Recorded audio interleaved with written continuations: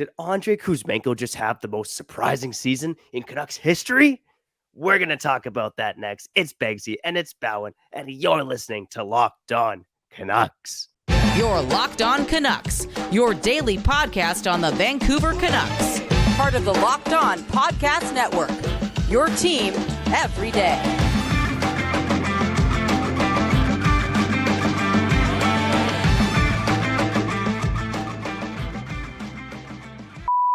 Hello and thanks for hitting the play button on today's episode of Locked On Canucks. My name is Trevor Beggs, Canucks writer and part-time credentialed media member for Daily Hive Vancouver. And before we dive into the show, we want to thank you for listening to Locked On Canucks, your team every day. Make sure you subscribe or follow for free on YouTube or wherever you listen to podcasts because, hey, you're subscribing for free, but you're also helping feed my family. So thank you. Thank you. Whoa. On today's show, we're finally going to crack open some player reviews, starting with Ilya Mikheyev and Andrei Kuzmenko. But first and foremost, I want to introduce someone who I love more than both those guys, and that is Kyle Bowen. How you doing today, brother? I'm doing good, man. Just out here enjoying what I'm seeing, and that's the trees. The trees moving because of the wind, yo. Yeah. Somebody called me a tree hugger, a couple days ago. It is what it is. Turning 30, Viagra, back pain. This is why I do squats every day, because who knows what's coming tomorrow. For real. Kyle Bowen, Trevor Beggs, Locked On Canucks. We get to the comments right at the end of the show because we saved the best for last, and a lot of comments over the last couple of episodes. That's why we do this, man. That's why we do this for the people, so we can talk to the fans. And Vancouver, man, the West Coast, the best coast, missing in the playoff picture. But we're here talking about Ilya Mikheyev, Andrei Kuzmenko, because, yeah, the Canucks matter. They matter, yo. Go Canucks, go. I'm going to be optimistic about this one. You know me. This is not my favorite thing to talk about because it's you just want to talk up. You want to daydream. I like that, how we were just daydreaming over the last couple episodes. But let's go back and analyze what these two did for the Canucks in what was a pretty lackluster year. But you could say that both these players, in my opinion, did exceed expectations. And in Mikheyev's case, I know he didn't play a lot, but when he did, dude was good. And he was playing on one knee. Props. You couldn't play on one knee. You're almost 30. I couldn't play on one knee. I'm almost, and he did it. Yeah. I think you brought this up before, but you wouldn't even be able to podcast if you had a broken foot. So, never mind playing hockey. And, even though this year about player reviews, let's look to the future a bit too, Let's not make it as depressing as you think it is, Kyle, okay? So with Andrei Kuzmenko, let's see. He had the 50th best season all time for Canucks. And if he was a rookie, it would have been the best season of all time. But 74 points in 81 games, that's 74 points. It's the 50th best mark in Canucks history.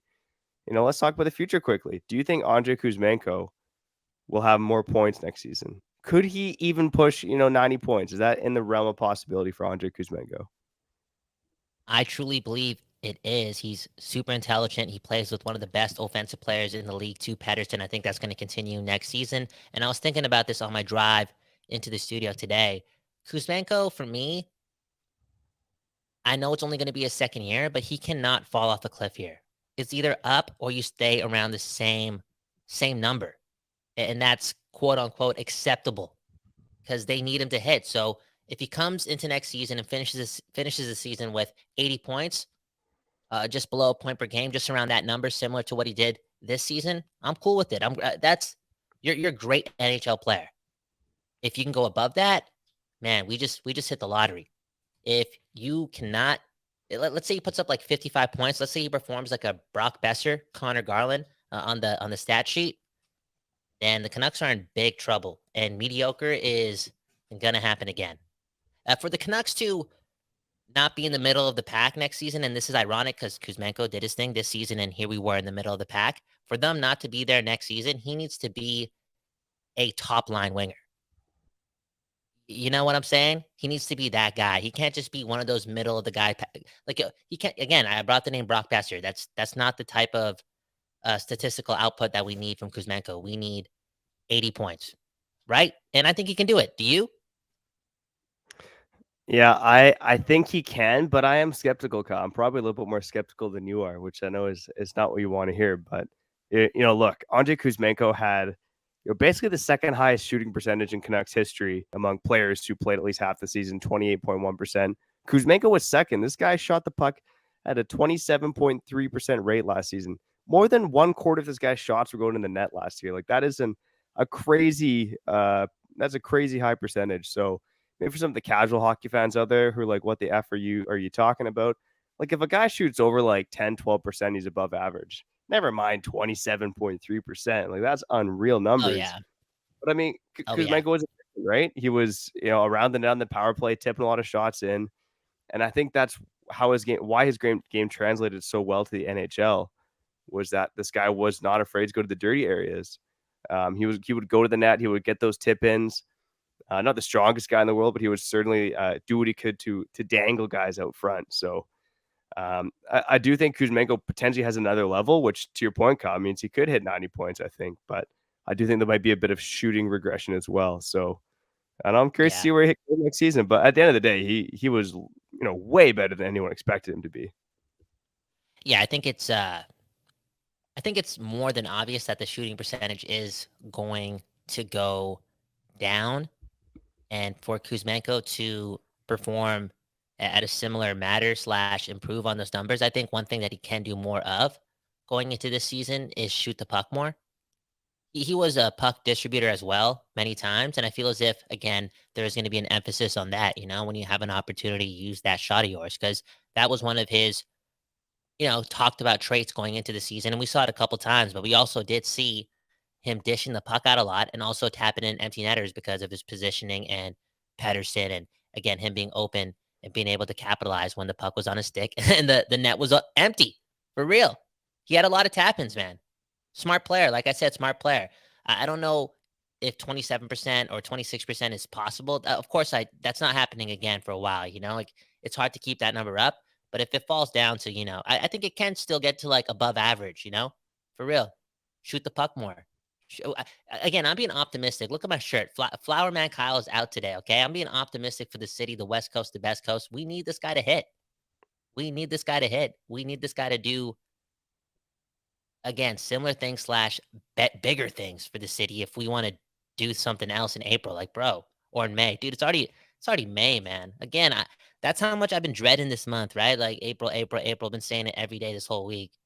Dude, turning 30, man. I'm already losing my marbles. This is what happens, right? Start losing memory. It's Yeah, okay, man. It's okay. I was starting to lose my marbles a long time ago, to be honest with you. So it's all good. One question I wanted to ask you, Kyle, is do you think Travis? I'm reading through a bunch of Canucks names here. Do you think Andrei Kuzmenko had the most surprising season in Canucks history? Because I think he did, man. I don't know if there's anyone Nah, else who nah, nah, came nah. in and had the type of success where I was like, holy shit, this guy just had one of the best seasons ever. And no one really saw it coming. People thought maybe 45, 50 points, and this guy just shot the lights out this year. I mean, it depends how you define surprising. Is it like, okay, this guy was, again, not in the league, walks in and puts up 75 points? Sure, that could be like surprising. You can get a level of, oh wow, that was different. That's not what I expected. But I feel as if surprise has to be connected to like some joyous, like some good things, some wins, some importance. I mean, this may sound really extreme, but I think that year that Kessler had in 2011 was one of the most surprising years because I never thought that Kessler was going to be arguably a top 10, top 15 player in the NHL. And he did it. He did it from what, October all the way to June. He was just, the level of domination that he dished out to his opponents. It was thorough the whole year, and it came from all different angles, man. He was one of the biggest pieces of crap in the NHL. He was the best defensive forward that league, and he also was offensively just doing things, putting up points, scoring big time goals, eliminating a whole series, a whole team in round 2 that year. That guy, if he doesn't pull his groin, you know what I'm saying, or tear the groin, Canucks are Stanley Cup champions. That's how good he was that season. Yeah, no, that's a great point, and I like the angle you took on it. I really started looking at guys around that range of Kuzmenko who had like 70-ish plus points for the Canucks, and I know Kessler's name obviously popped up. I mean, ironically enough, he had more points in the 2009-10 season, but fewer goals in that season, and obviously, hitting 40 goals overshadows all that. So, um, but yeah, I don't know. I mean, just because Kuzmenko came over from Russia and no one expected him to do this at this level. Like the only guy who's really done it, in recent times, obviously there's guys from like the early 90s and stuff who defected. But the only person who's done this in recent times is Panarin. Panarin was 3 years younger, comes in and wins the Calder Trophy around the same number of points. So I was pretty shocked by what Kuzmenko did. Even when I look at, the guys around him, the only other season that I find surprising, and we weren't alive for this, was Petri Skirko, little Finnish guy on the Canucks back in the early 80s. Canucks drafted him in the 8th round. He comes over, it puts in middling results, and then in his second season, has 38 goals and 78 points. Like that was probably, in my mind, like maybe one of the most surprising seasons in Canucks history. But I give Kuzmenko the crown, man, because what he did this season was pretty unreal. Dude, you weren't even a thought. You weren't even a thought in the 80s, okay? But the Canucks are around, man. Hey, I gotta respect the history. I've buddy. never heard Gotta that guy's respect the name history. Once. I've been listening to Doesn't mean he didn't Sportsnet, exist, man. TSN, Come on. watching Don Taylor for almost 2 full decades. Over 2 decades, to be honest. Never heard that guy's name once. Just saying, Who was buddy. that? The Canucks. The Canucks have been around for 50+ years. We're talking about this team here on Locked On Canucks. Hey, some of our everydayers, maybe they've been watching since 1970, 71. So you got to respect the history, buddy. Speaking of respect, I think you and I both got some respect for Ilya Mikheyev. We're going to touch on him next. Oh, actually, before we do that, sorry, let's give Kuzmenko's season a grade. I'm not sure exactly how you want to do this. This is our first time giving grades. I'm just going to go A, B, C, or D. I'm going to keep it simple, and I'm giving Kuzmenko an A. I'm going to give him a... I'm going to give him an LGBT plus grade. That's his grade right there, man. I think I forgot the Q. I think I forgot a couple letters, a couple acronyms. That's the grade he gets. Yeah, he was great. Yeah, fair enough, buddy. He was great. Yeah. Good grade right there. All right, Ilya Mikheyev review on the other side. But before we do that, Kyle, the sun is shining, the shirts are coming off, the beach bod. We're supposed to start whipping that out, aren't we? But if you want to do that, you got to be eating healthy. And there's one thing I love to do when I think about eating healthy, and that's munch on a Built Bar. So, Kyle, if you're like me and you want to eat healthy, but don't want to compromise that taste, then man, I got just the thing for you. You got to try Built. With Built, healthy is actually tasty. Seriously, Built Bars are so delicious, you won't think they're good for you.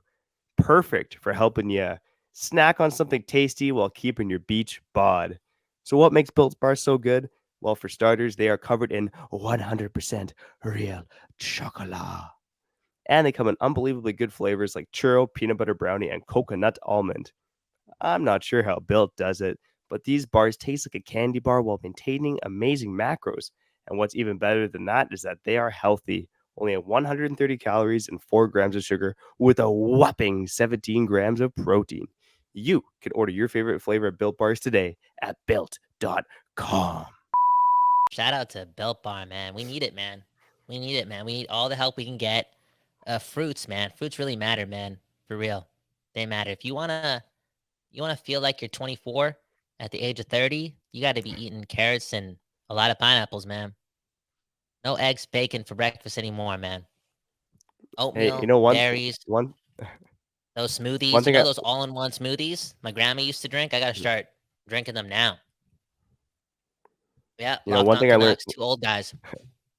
One thing I learned recently is that pineapples help induce labor. So there's your random fact of the day. So maybe if you out there, whether your wife's preggo or you're thinking of having kids and she's right at the tail end, that's the real time to start munching on some pineapple right there. Speaking of eating pineapple, I think Ilya Mikheyev, hopefully he's eating pineapples, man, because that is good stuff right there. That guy's got to be taking care of himself because, obviously, he lost a step this season. I think that was the big thing with Mikheyev. And obviously we learned in January, just 2 games after Rick Tocchet took charge, that Mikheyev was playing through a torn ACL. So his season ended in January. But the guy was playing with his injury since September. So pretty unreal stuff from Mikheyev. Now that we know about his injury, Kyle, what were your thoughts on his season? Again, considering that he was playing through a torn ACL. Yeah, dude, I got to give that guy props, man. He represented the city. He put the jersey on, called Vancouver home, played his first year here, and the team was just so crap out of the gate. I know he didn't start the season with the team, but the team was, again, so bad out of the gate, out of the playoff race, and he's on one knee, and he's telling himself and the team, like, "Don't worry, I'm pulling through right now. Must win games in November, in December." And that was, I know, alarming. I think some people pointed the finger right to management. You know, like, what are you doing? You guys just signed this guy, put him out there. You guys know about his injury. What were you guys doing? What's the point of letting him play 30, 40 games or whatever he got to and then shutting him down? To me, though, I feel as if it sounds insane, but that's the type of guy you want in the room. That's always, in it. He's bought in. He thinks there's a chance, and all these games matter. He proved it, bro. He didn't even know these guys walking into the room. Most of them are strangers. Yet he was Yeah. wanting to do that for the boys, for the city. So A+. I know you didn't ask me, but that's a grade. A+. Yeah, that's it. A+. Yeah, that's a great grade right there. That's a great grade. Dude, come You know on, what? man. Like, he did that for us, bro. He did that for us to give us a chance Yeah, to have, meaningful hockey. Like, bro, he barely knew us, and you're gonna risk it all for us. That's cool. yeah. No, that's a lot of love for the city, and he was putting it up for the playoff push for sure, right? I think Yeah. the reason he bowed out early, and he kind of alluded to this in January, was that more or less the team was out of it. If the team was in the playoffs, he probably would have kept pushing until April, May, whenever, because again, he wanted to help this team win. Apparently, there was no further risk to injuring that knee further, which to me seems kind of wild, but I'm not a doctor. Um, I almost feel like Mikheyev got a bit too much criticism for two reasons. One was because of the contract. Um, Yeah. and I guess there was the expectations placed on that, right? Like guys were saying, like, this guy's got to be a 20 goal scorer. He's got to be a 50-point guy. And the second big criticism was that he did lose a step, right? He wasn't quite the same electric Burner. fast player that he was for the Toronto Maple Leafs. Burner, exactly. So with the contract and the lost step, I think there was probably some undue harsh criticism on him, because at the end of the day, the guy had a great season. He had 13 goals, 28 points of 46 games. That's a 23 goal, 44-point pace for a guy who's responsible at both ends of the ice and plays defense well. Probably didn't see the best of him on the penalty kill, but I'm willing to give him a bit of a pass on that for now. But overall, I love what he brought to the Canucks. I'm going to give him a solid B, and that's maybe I'm the one judging for the contract a little bit too, but I'm giving him Yeah, a you B, are. man. Like he filled in the role. Again, it was unfortunate he lost his step, but that was due to injury, not really his own performance. So really out of his control a bit there. But yeah, I'm a big fan of Mikheyev. I know the signing probably it was more of a luxury, didn't really need to happen, but he's here now, and I'm impressed with what he brought in year one for the Canucks. Yeah, I was impressed too, and again, it caught me a bit off guard, and I think that's really only the case because I didn't spend a lot of time watching Maple Leaf games, right? I barely watched hockey, dude. Barely watched hockey, but here I am giving this guy an A+ based again on effort. And anyone that's going to put out for the West Coast, the best coast of Canada, like that, they got my respect. Straight up. Yeah, Ilya 100%, Mikheyev, man. good dude. We're just talking about Russian hockey players today, man. Would you ever go to Russia? Yeah, I'd go to Russia. Maybe not right now, but I'd love to go to Russia if there's not a freaking war going on. What's the Yeah, best what's the best meal I could get like what's the cuisine, like there? What am I getting there? maybe someone in the commenters can let us know, man. I mean, Yeah, dude, I want to I've got know. Slovak people in my life, which isn't Russia. It's Eastern European, but so there's a lot of like Mhm. goulash and like really Goulash. tasty dumplings and stuff like that. Ooh. That's kind of the main things that come to mind. So yeah, I I can don't see really where know they for mix, Russian food. The far side of Europe, close to Asia. You just talked about dumplings, the mix, the mix. The Yeah, mix, yo. Do you have the food is something else, man. Food is something else because now you're making me think. Here in the West Coast, the best coast again of Canada, we got everything, man. We got everything.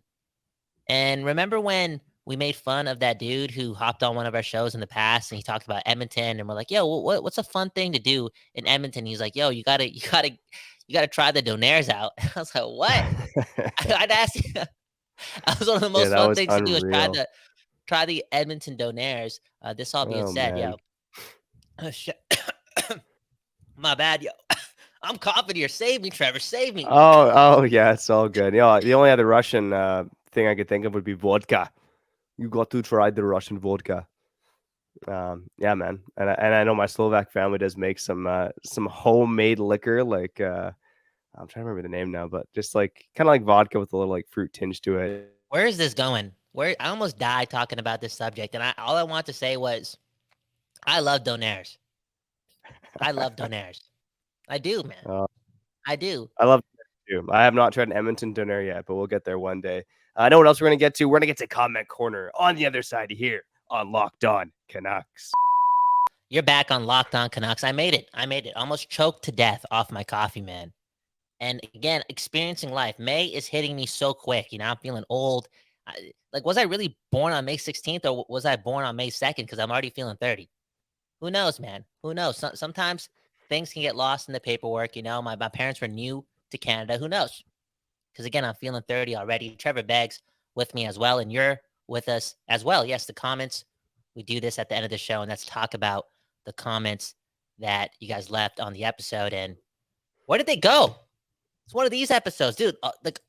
Losing my mind today. Where are the comments? Okay, we got to start the segment. Again, okay? Because I didn't even have the comments ready. Yeah, no My bad, worries. bro. Sorry, buddy. My bad. What do you mean start? You're let me so know when you're Canadian, ready. dude. You said sorry to me. Yeah, You're like, sorry, man.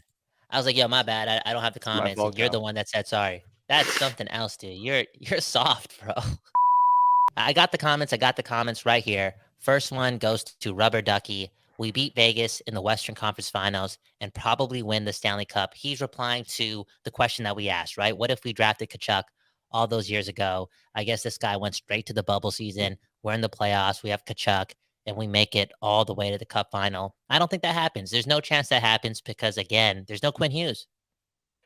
Yeah, Is Alex Edler? He's probably still there doing it. He's probably still there forever. Because we can't let anyone go. Chris Tanev is probably still playing for the Canucks after the bubble season because we don't have any direction with our D-men because we don't got anyone. Yeah, who knows? I'm just saying, bro. yeah. I do It's wonder if not we the have thing. Tyson Barrie. I wonder if around that time, say we don't Mm, draft Quinn Hughes, looking for an offensive D-man. Tyson Barrie was on the market. I don't know if it was quite 2019, but it was around that time. Maybe we go and get a guy like Tyson Barrie if we don't draft Quinn Hughes. So, but yeah. again, if we draft Kachuk, do we even draft Pedersen? Do we even draft Hughes? So there's so many variables that go into it. And hey, there's all kinds of alternate realities out there. Go watch this movie. Definitely based on reality. It was like Everything Everywhere All at Once. Great film. And Oh, yeah, the what's it reality, called? Oh it's called man. Everywhere All at Once. And it talks about like all these different realities out there. It's amazing. So there's tons of alternate realities. With my telekinesis, with my vision, I saw a reality where when we drafted Matthew Tkachuk, we drafted Nolan Patrick instead at first overall, and we won the 2017 draft lottery, and we didn't draft Quinn Hughes. So we didn't really have any much more success in that reality. But hey, man, if Tkachuk was on the Canucks, I mean, who knows? Shout out to Rubber Ducky for at least leaving a comment and having a little bit more positivity and having a more positive vision than I had. That's for sure. No, 100%. And my mind's all over the place just thinking about that alternative reality. And I think I watched that movie on Amazon, right? I was I actually I was watched kind I of watched it on an lost. airplane, but I knew it just came out last year, and I was blown away, dude. Yeah, interesting, man. Interesting. I didn't really get it, but it usually takes me two times to watch an intelligent movie to really get it. Okay, next comment. We got what here from Viper's Whip. If you eat well and exercise, there's no reason you should need Viagra. Yeah. Okay. So again, we know family program, 100%. But I think it's okay to talk about this because growing up, when I was watching hockey, right, Sportsnet, TSN, Yeah, the best seriously. commercials were the Cialis and Viagra commercials. Yeah, You know, yeah. Oh, yeah, and that I stuff think gets rammed down yeah, your throat when you're a kid, for sure. Like yeah, Cialis man, commercials like probably 4 times a game. four When times I a was 9 game, years bro. old, They're Yeah, it yeah, was man. So nonstop. it's just we're just this is a hockey program. It's not that deep. Sometimes you got to pave your own way. I get it, but sometimes you got to look at the past and just take from there as well. Remember that one, and it was so funny. They got to bring it back because it would smack now. It was It was a dude waking up in the morning and the song was playing. Good morning, good morning. Good It's morning. great Yep. to stay up late. Good morning to you. And you're like, what? Why is this guy so happy walking around the house? Happy with his wife, happy with his kids, leaves for work. He's just ready for work. And then all of a sudden, Viagra right in front of the TV screen. And there's no knowledge of the product. They weren't taking the product on the commercial, but they just told us that this is what it was for. And it makes sense. That was great marketing. Yeah, 100%. And I believe there was one that used like the "I believe in miracles," Oh my and god, that was hard, man. That was hard for that's sure, sad, man. literally. It's happening, man. It's happening, man. Like But shout out to think Viper's Whip. That's good to know that there's hope for us if we just keep exercising and eating healthy. And I'm trying to do health both is those wealth. things, man. Health is wealth, man. Why not, man? I think Father Time beats everyone up. You can't beat science, right? That's what they say. Manifestation, right? You can't beat science. You can't beat Father Yeah. Time, Hey, speaking right? of manifestation, man, we got a great episode coming up tomorrow. Kyle and I Oh, are going to take a look at the Canucks 2023-24 roster with Connor Bedard on the team because you know what? Draft lottery is coming up Monday, and Monday, May 8th, mark it down, the day Connor Bedard becomes a Vancouver Canuck. Let's go, Kyle. Let's go, buddy. let's go. Let's go. Can't wait to do that. And yeah, I can't wait to put that energy into the world over the weekend. And maybe I'll talk about that time where I woke up from a party. It was a crazy party, man. Money was just being thrown everywhere. It was one of those parties. Wild time, bro. I Yeah. woke up with $100 in my shoe. Wild time, right? And I woke up, everyone was still sleeping, everyone was still hungover, and I just went straight home like at 7 in the morning because I needed to do some rituals, pray so that the Canucks would win the lottery and get Austin Matthews because I just thought it was going to happen that year.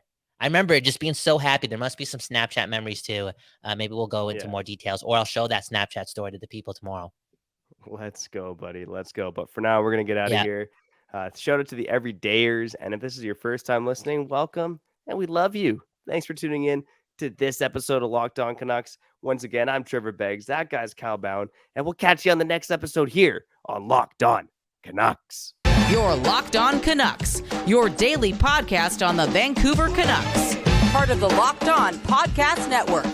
Your team every day.